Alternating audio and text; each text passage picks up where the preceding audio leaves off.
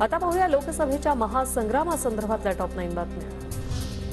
नाशिकसह शिवसेनेच्या सर्व विद्यमान खासदारांना तिकीट मिळणार, खासदार हेमंत गोडसेंचा मोठा दावा।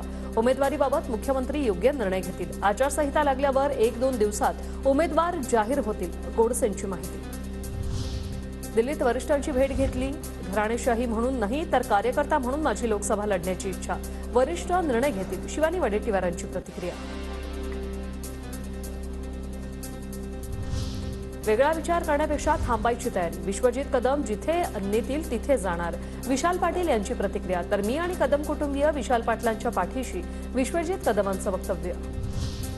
राष्ट्रीय समाज पक्ष ज्यांच्या बाजूने तेच बारामतीत जिंकणार, मात्र स्वतंत्र लढण्याचीही आमची तयारी सुरू, महादेव जानकरांचं वक्तव्य।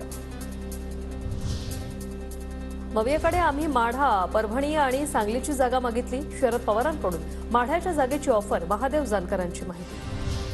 माझा पराभव करण्यासाठी सर्व नेते एकत्र झालेत, माझा पराभव होऊ देणार का, नवनीत राणांनी केला जनतेला सवाल। माझ्या आयुष्याची काळजी माझे विरोधक घेत आहेत, असाही लगाव लाटवला।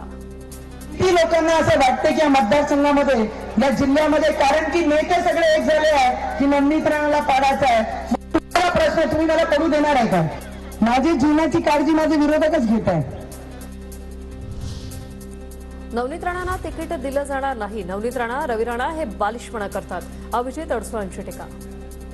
आणि नवनीत राणांना कुठेतरी तिकीट दिलं जाईल असं मला वाटत। मी आधी सांगितलं, प्रत्येक वेळी नवनीत राणा आणि रवी राणा हे बालिशपणा करत आलेले आहेत। प्रत्येक वेळी नाही त्या ठिकाणी नाक खुपसण्याची त्यांना सवय आहे, दुसऱ्यांनी केलेल्या कामाचं श्रेय घेण्याची सवय आहे। धवल महाराष्ट्र केसरी चंद्रहार पाटलांचा ठाकरे गटात पक्षप्रवेश, सांगलीत चंद्रहार पाटील ठाकरे गटाचे उमेदवार। राज ठाकरेंच्या भेटीनंतर शांतिगिरी महाराज आणि मुख्यमंत्री शिंदेंमध्ये भेट, आम्ही निवडणूक लढण्यास तयार, 2 दिवसांनी पुन्हा मुख्यमंत्र्यांसोबत बैठक, शांतिगिरी महाराजांची माहिती।